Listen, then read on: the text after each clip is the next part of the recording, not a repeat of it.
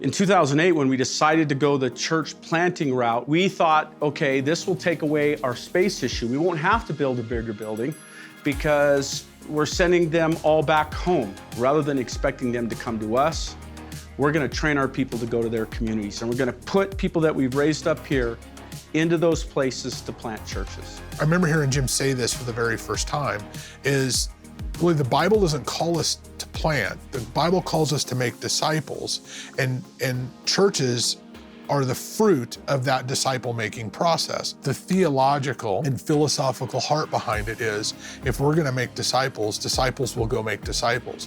Where they're making disciples, churches are going to be born. And so it was, let's focus on making disciples, and out of that, churches will be planted. Let's not go plant a church and hope we get disciples, which is common what the American system is. Let's put some people out there, or a couple, and raise money and start a service, and then hopefully people will come.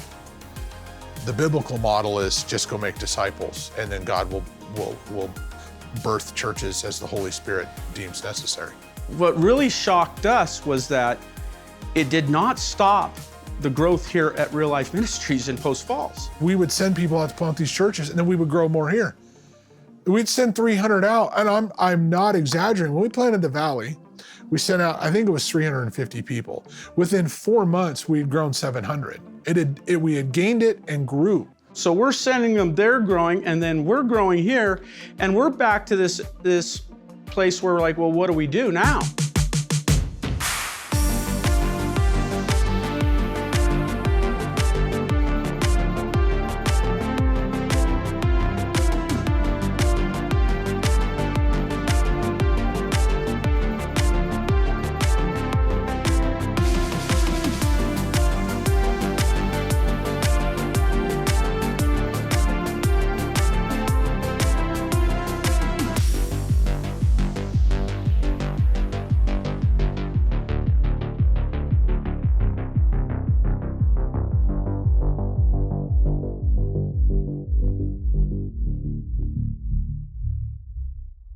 During the time when we were looking at what God was calling to as a next step, as growth had continued to happen at Real Life, and we had lots of people coming, we started talking about this idea of planting campuses. We'd already planted multiple churches that were independent churches, but this concept of what would it look like to have more than one campus in our county that functioned not autonomously, it was under the same eldership, under the same finances, but was a different location that people could attend. And so one of the areas that we looked at in that was Coeur d'Alene, and it was just uniquely different than Post Falls, and the look and the feel and the people that were there.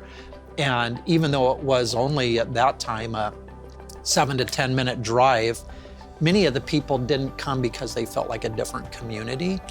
And so we're like, man, is God calling us to do something there? And that led to the campus approach. At Real Life Ministries, we went, okay, if it's in Kootenai County, it's gonna be a campus over our eldership, and we're gonna have elders at the different campuses, and we're gonna raise up leaders. Now we don't only have leaders for the church plants, we actually have guys who could be campus leaders and preach on the weekend. And remember, for us, we want to do video venue every once in a while, but at every level, we want to reproduce. Success is reproducing.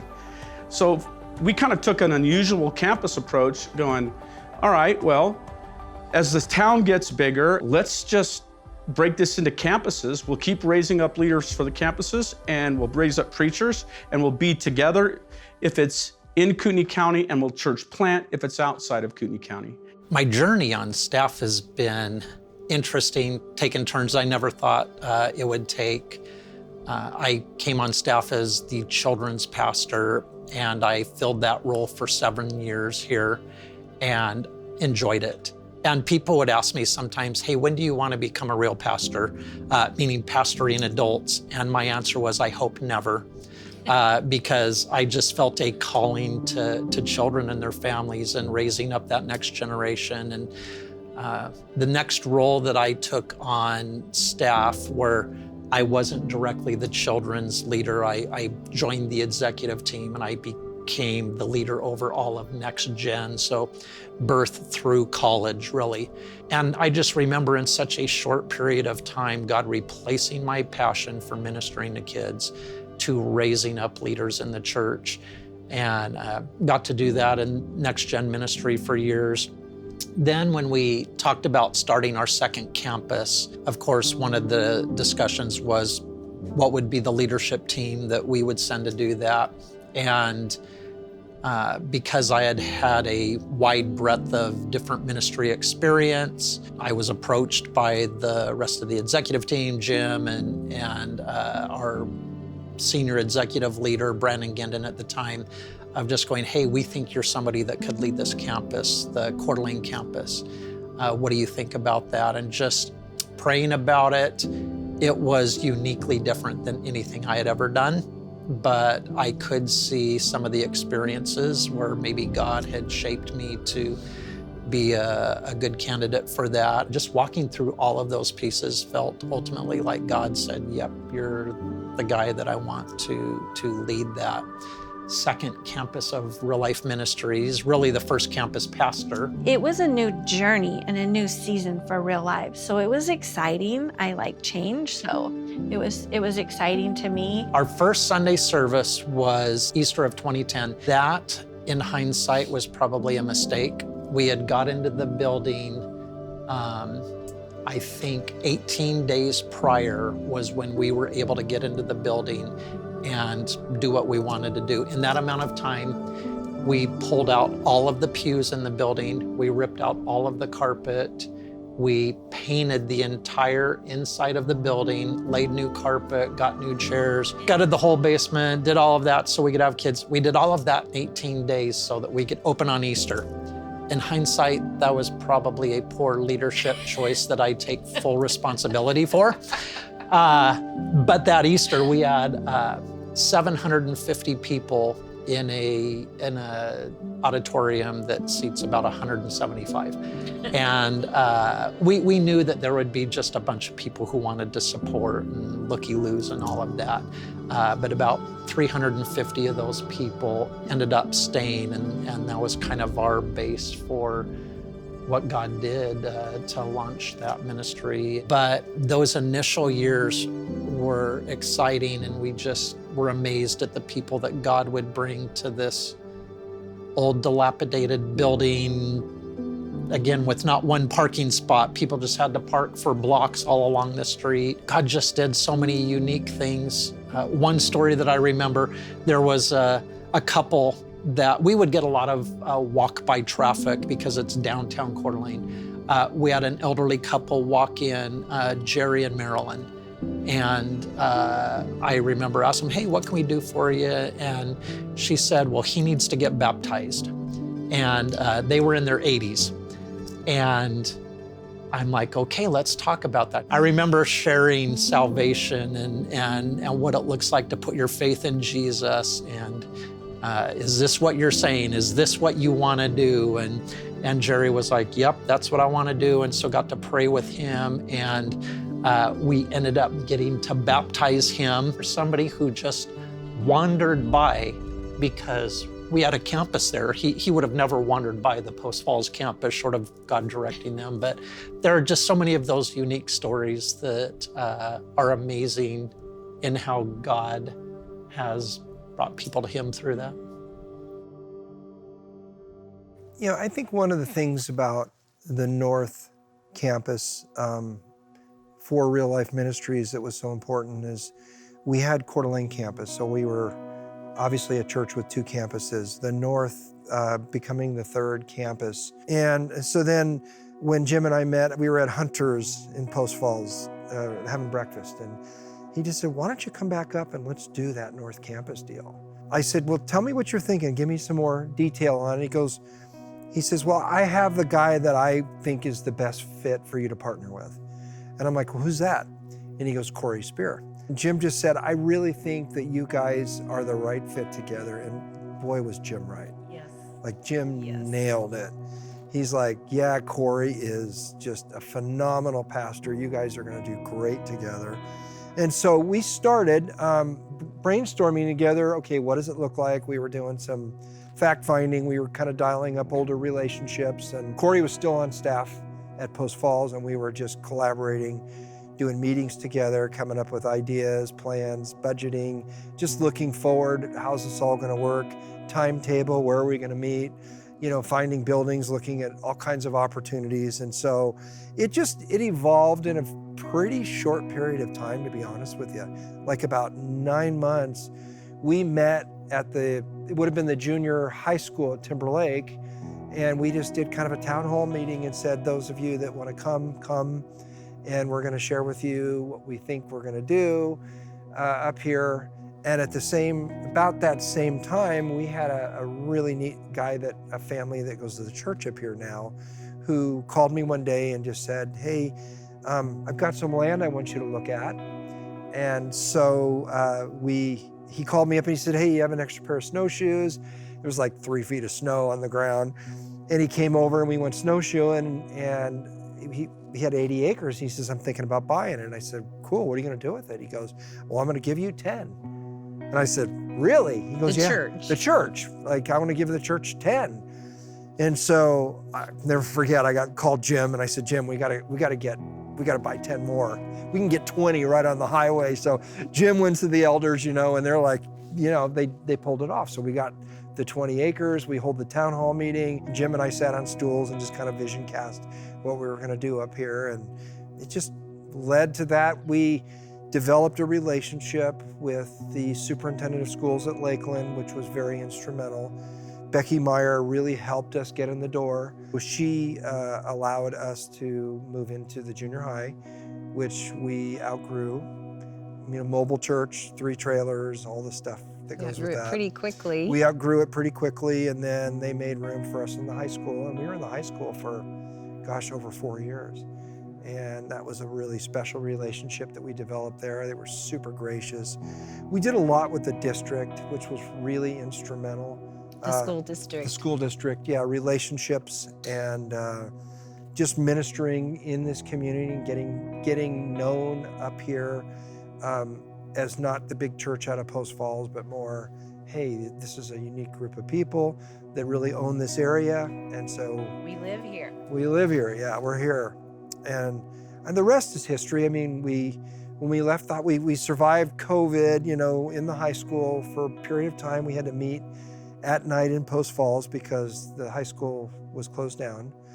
But then they were very quick to get us back in, and we got back into the high school, and we were probably 600 people. And then we opened the doors to this building, and we punched, we were close to 1,500. So we over doubled. Yeah. Yeah, we doubled. And I remember Jim was giving me such a hard time because when Jim was pulling his hair out, when we were going through all the gross stuff in Post Falls, and I was on the team, we were all kind of taking a second chair watching him have to carry all the stuff. And he was laughing at me. He goes, I love that you're squirming now. Now you know what I went through, it was super good.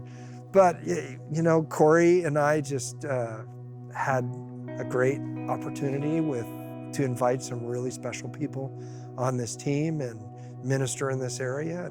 And it's just a beautiful thing. The Lord's good. This campus, these people up here are really neat people. And we have a great team up here. So we're just totally blessed. I don't know how, it's the favor of God. I don't know how, I don't deserve it. It's just the grace of God. We just treasure the people up here, and life is wonderful. It's rich. This is the best church experience we've ever had. And so much of it is because we did it with a team of people that were committed to just work really, really hard. Loading and unloading trailers for 5 years, setting up hundreds of chairs for 5 years, setting up children's ministry in and out of trailers for 5 years. It's bonded us with a core team of people up here, and it's been a beautiful thing. This year, we're going from July to July, over 100 baptisms up here in the north. Like, that rocks. Yes. God is just, He's doing some amazing things. Yes. So I think it's been healthy for Real Life Ministries as a whole to have our 4 campuses up and running, and buildings and thriving and growth, and all the stuff that we're experiencing is just, again, a reminder that God is in control, and that if we stay humble and we hold fast to His word, and we stick to just the basic early church model and hold fast to our historical Orthodox doctrine, God is going to continue to use and bless His people in North Idaho, in this area, and beyond. And so it's rich, it's good, excellent. God's good. Yes. God is amazing. The first time I had even discovered that real life was a thing was senior in high school. So senior in high school, the way in which I found that out was by dating Andrea. So I was going just because she was going. I wasn't going for me. It wasn't something I'd sought out. I hadn't heard, hey, real life, and this is what God's doing. I had none. That is not part of anything for me. It was like, I'm gonna go wherever she's gonna go, and this is where we ended up. My intent is not necessarily to understand who God is. My intent is to have a dating relationship, right? And even through that whole process with Andrea and her family is when I started to actually, in reality, learn who God is and how it is to live a life for Him, not just had knowledge about it. And this experience for me was kind of twofold, because I'm learning through a loving relationship from now my in-laws and through their daughter that there's more than I'd ever heard before. And part of that is their experience and who they became at Real Life. And so I went to college down at Biola for, ended up being 4 years to stay for the duration of which Andrea was there. And along the way, God had continued to work on me. And my prayer after the first year or so was like, God, I just want to know who you are, Lord. And who am I, and who are you, and what's true, and what's life, and all of those things. And I can remember praying every day, prayed every day for 3 years. God, I just want to know who I am and who you are, year after year after year. And so we end up graduating in 2007. And then Andrea and I moved home, got married in 2007. And so now I'm here, like now I'm home, and can actually start the journey of like connecting at Real Life and being a part of it.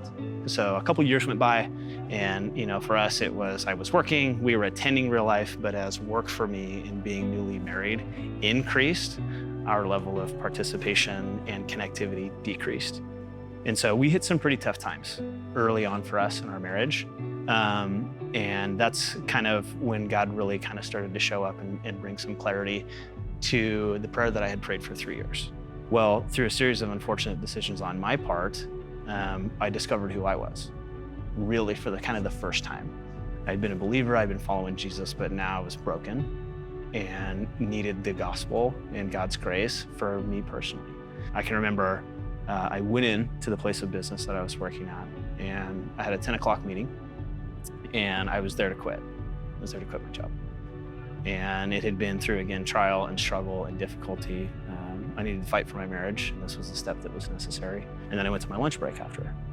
So I went to my lunch break, and I'm checking my personal emails, and I get an email from Lance Wigdam. And this email is quite awkward. And it goes something to the effect of, hey, you don't know who I am, but I know who you are. This may seem weird, but I want to know if you'd be interested in interviewing for a job at Real Life. And I about fell out of my chair. And because I had just been to the point to where I'm like, I'm struggling, we're trying to rebound, I'm trying to figure out, all I knew is that I needed to quit my job for the health of my marriage and myself and my walk with the Lord. And I'd walked out of that meeting into that email. And the email was, we're interviewing for a communications manager. And so fast forward, we end up having an interview. And then I can just remember part of the interview. I'm like, guys, I'm struggling. And we're in a tough spot. And you gotta know that. And we're just trying to make it. And if you want me on the team, I think I can help. And that's all I got. I can remember walking out of that interview going, way to go. Good job, right? What is gonna happen? And Lance called me the next day. And he's like, hey, we want to offer you the job. And so I accepted the job, and I can remember the very first day I showed up, I had sat down and talked with Jim. And I'm like, Jim, here's where we are. And he's like, I know. And I'm like, dude, like this is hard. Like I don't know if we're gonna make it. Like we gotta fight for this. And he's like, I know. And I'm like, what do I do? And he's like, just let us help you. And so this starts the journey for me of actually understanding what the church is supposed to be, not because I was taught it or I heard it in a sermon, because I lived it. Like I was invited into it to like learn along the way. And so it was March of 2010 when I first started at Real Life as the communications manager. Before coming on staff at Real Life, I mean, it was, I worked for a retail clothing company, and I was in management, and eventually was a district manager overseeing multiple states and going around and managing stores and selling clothes. At first, before I gave my life to Jesus, it was great. After coming to know the Lord, it was at the very least it was lacking. At the very most, it was draining and confusing, and came to a realization that it just wasn't what God had for my life, was to be in that organization and work for that company. And so the company was an advocate and was promoting kind of the party lifestyle, and which again, as a non-believer, is great. It was fun, it was exciting. When I came to know the Lord, there's a crossroads, and I just remember praying, coming back from one of my stores, just going, Lord, this can't be what you have for me. Like, this can't be the life that you intend for me to live, and the job that you intend for me to have, and so I need you to show me what that next step is, and that's when he laid it on my heart to get involved with youth ministry. In 2012 is when I ended up getting let go from my job. It was right after we had our first child. And with the economy the way that it was, that it didn't make sense for a district manager position to be based out of Post Falls. And so they asked me to move to Seattle, and I told them I wasn't going to. They asked me to move back to California, Arizona. They wanted me to open stores overseas, and I just said, guys, I'm not gonna move anywhere. This is where I believe God's called me to be. And probably for the year leading up to that moment, I'd been praying and going, God, I know this isn't what you have for me. I know this is what you want. Show me what that looks like. I want to serve you with my life, but I don't know what that looks like. So when my boss came to me and said that they had to let me go for a moment, I was just like, I can't believe this is happening. But then God just quickly reminded me that this is what I've been praying for. I wasn't praying to be let go. I was praying that I would get a job somewhere else and give them my 2 weeks, but it was totally what God had. So I took the 3-month severance package, and through that time, I had been serving in the youth ministry at the time, and Jim, the youth pastor at the time, he said, hey, have you ever considered vocational ministry? And I said, man, I don't see, like, I never saw myself as a vocational minister, as a pastor. But Jim was probably the third or fourth person at the time, including my wife, that has asked me that question. And so I just started praying about it and go, okay, God, are you leading me into this? Are you leading me into vocational ministry? And so through praying about it and talking to my wife about it, talking to people that we knew and trusted in our life group, we just really felt like it was what God had for me. And so I applied for an associate youth pastor position here at the church. And they were crazy enough to hire me, and it was, it was kind of crazy. I had no ministry experience. I had 7 months of volunteering in youth ministry, and they brought me on as the associate groups ministry leader, and as we had grown and moved ahead and doing some other things, there was a need to help support some of our community pastors. And so after the first year and a half of me in the communications position, I had transitioned onto the community pastor team, which at the time was led by Jim Blazin. He was our executive pastor. So I kind of had gotten onto the team as like not a full-fledged community pastor, but it was kind of like in training, if you will, which is part of the discipleship process. I was allowed to grow in my confidence and to fail, and have to be challenged and be corrected and have accountability and be a part of a team and do it in relationship. And, that was just kind of a really sweet couple, 3-4 years of learning and growing and, being empowered and being led and discipled. In our culture at Real Life, we give people chances, and we help people grow and meet people where they're at, and we raise people up in the secular world, and especially in the retail world, everything's about bottom line and making money. And if someone's not producing, then you just get rid of them and you find someone that will. I don't think I earned my paycheck the first year. I don't think I should have. I didn't deserve the money. I was learning how to do ministry, and so Jim and Jim Putman and Jim Booth and the people around me, they invested more in me than I probably invested in other people. I grew as pastor, and as a small group leader, and as a disciple maker. I think it's important to say organizationally, but even more so personally, because that's something that we value. And so I learned how to be, a better leader and a husband in my home, and we talked about that. But how am I now a leader of other young men? And how can I be a disciple maker in my community and with the people that I'm involved with? And those two things go hand in hand.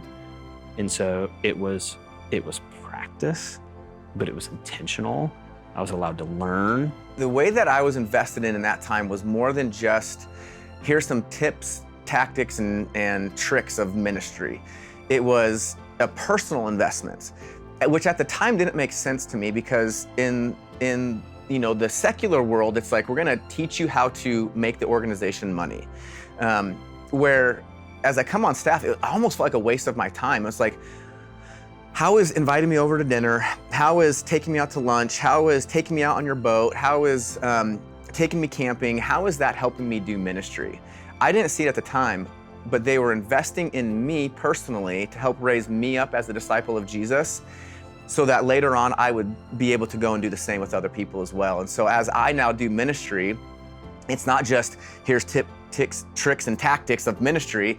It's let me invest in you personally and raise you up personally. And even though you don't know what you're doing, I can model what was been modeled to me of being patient and meeting people where they're at, and investing in people personally and growing them up to be disciples of Jesus, and releasing them to be the disciples and ministers that God's called them to be. I then got the opportunity to be for other people what I had experienced at Real Life, right? To walk people through tragedy and conflict and joy and, all the things, and marriages and, all the stuff. I just got to practice that. The youth pastor at the time, he stepped down, and I just felt like God was placing it on my heart to apply for that position. And again, they were crazy enough to hire me for that with a year of experience overseeing small groups. Now I'm overseeing the entire ministry, and so I did that for 4 more years, and then they asked me to take over the young adult ministry. I didn't want to take over the young adult ministry because I felt like God had called me into youth ministry, and I wanted nothing else but to serve in youth ministry. But through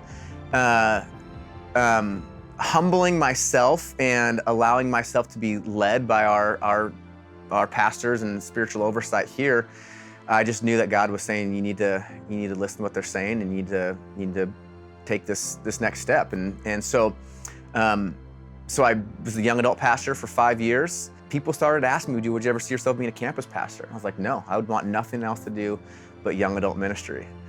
And it was just over and over. Do you see yourself being a campus pastor? You should be a campus pastor. You should pray about being a campus pastor. I'm like, I'm not gonna be a campus pastor. I'm not gonna be a campus.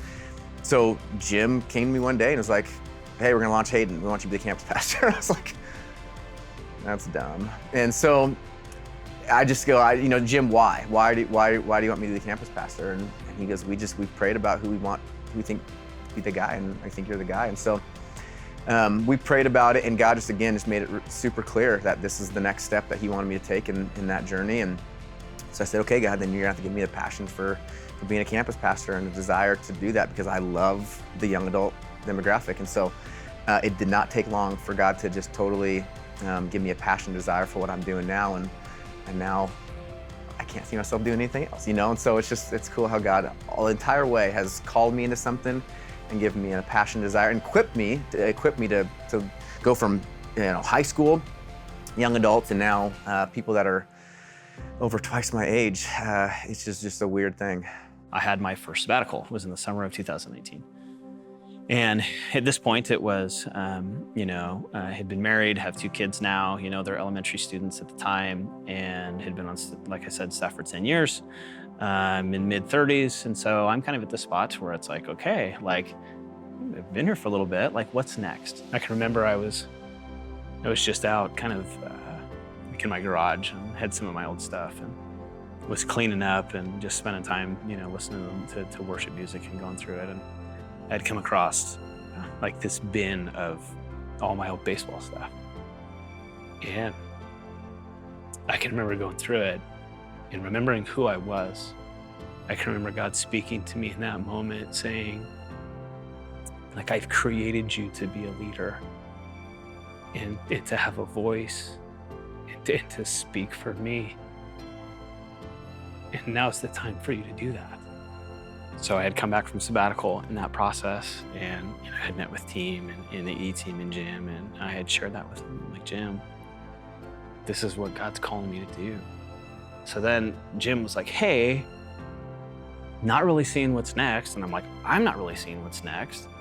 And so we prayed through it and talked about it. And I had a conversation with one of my good friends, and I'd come to the realization again that very specifically, after all of our praying and talking and listening and seeing where real life was,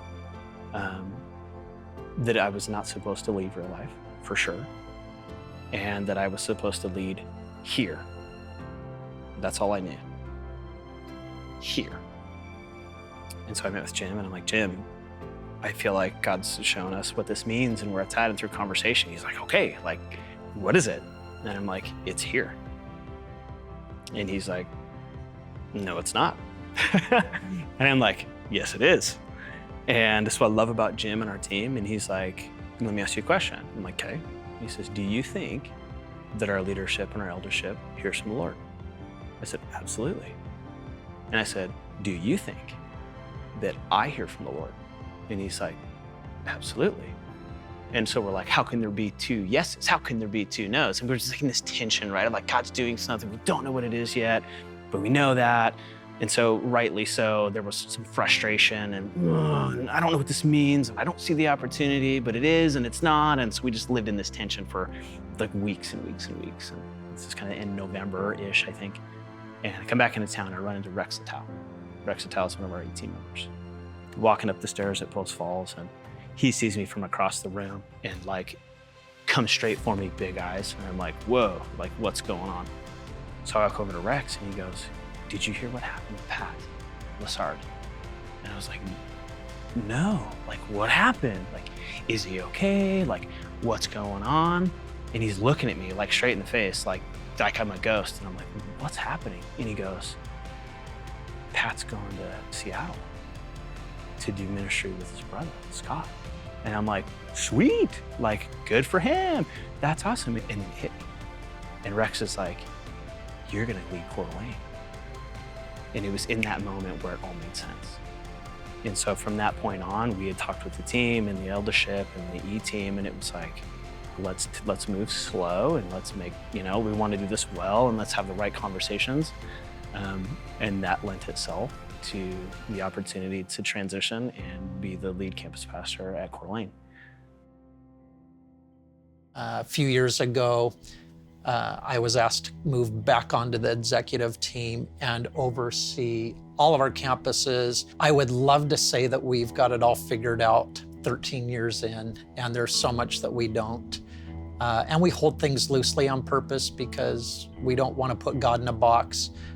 We now have a campus, our North Campus, that's running 12 to 1,300 people on a weekend. They're a mega church inside of a mega church.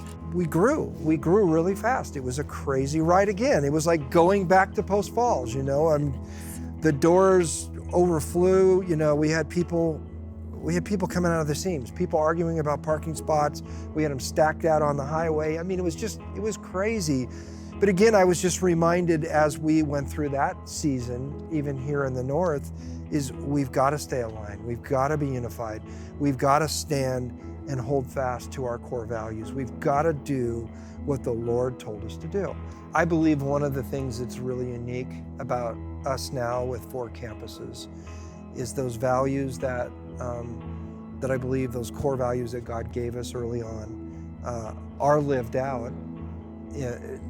Very, very similar. I mean, the values haven't changed. How they're expressed at our different campuses are unique. Because, Blake and Gabe are unique guys that are different from me. Choosing to say, help me understand what it means to, right, connect the unconnected and to reach the lost and to chase the strays. Like, what does that mean for me? That's not just an organizational like t-shirt. Like, what do I do with that?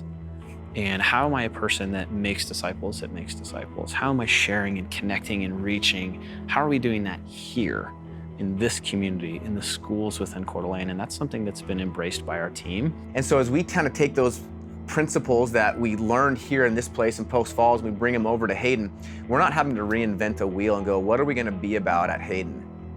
We already know what we're about. We're about loving God, loving others, and being on his mission with him, and which is making disciples, reaching lost people. And when you're on a team with people, it's fun, but it's messy. And life is messy, and discipleship's messy, and ministry's messy. But the thing that you learn in this place at Real Life Ministries is that's just a reality. Like, there's gonna be the mess. And in fact, you know, Jim says this a lot, like, on the mountaintops, prepare for the valleys. And so when we have a mountaintop experience, it's like, okay, let's remember this, because when we're in the valley, we were on the mountaintop together, we're gonna be in the valley together. And we're linking arms on the mountaintop, we're gonna link arms in the valley. And I've never experienced that as much as I have as being a campus pastor over the Hayden campus. I feel like we really have solidified some areas on what are the core things that we have to be aligned in to make sure that this campus, every one of the campuses, represents Real Life Ministries as a whole and the important things, and how do we support those staffs in a way that alignment actually helps them and supports them. But how do we give the staff and the people freedom to go, this is what our community looks like. It's different than every other community, and God is showing us unique ways in how to reach out to the people in this community. Every one of the campuses has some things that are unique and different, and ministry events and functions and the ways that they do things that are just specific to the needs of that community. And that's probably the thing that I love the most about having multiple campuses, is a regional church is kind of like, hey, this is what we do and this is who we are. You're welcome to come. But campuses have a way to go, what's the unique attributes of a community that we get to go in and we get to address specific needs that are just, we don't see other places. And God is using that to really bring people into his church and his kingdom that I think honestly wouldn't come unless there was a church that was doing those specific things. We're such an outdoor culture up here. So our women's gatherings and our men's breakfast stuff and our men's activities and women's activities are all built around the outdoors up here. You know, women going out and doing paddle boards and guys going out and doing archery shoots, and it's just very, spending time on the lakes up here. It's very germane to this culture. And so we leverage that, we capitalize on that. And you know, and Blake does the same thing down in Coeur d'Alene. We want to meet real needs and real people where they're actually at. And so the things that are happening in our community they're evolving. And so Coeur d'Alene is more now, it definitely is destination place. And so the evolution of business and remote business and being a location to where people want to work from here, but they don't necessarily want to always be here. They want to live here when the weather's amazing because it's great, but any other time I'm going to leave, creates kind of a transient community, which makes connection really challenging in consistency. How do we become a church that is more in, I know it's weird to say city, that's more within the city limits, because Post Falls and Hayden, and they're not, they're different. And so I would say we're discovering what those specific needs are, but here's what I have confidence in, is that regardless of what the specific thing is, we're always gonna be people that fight for a relationship.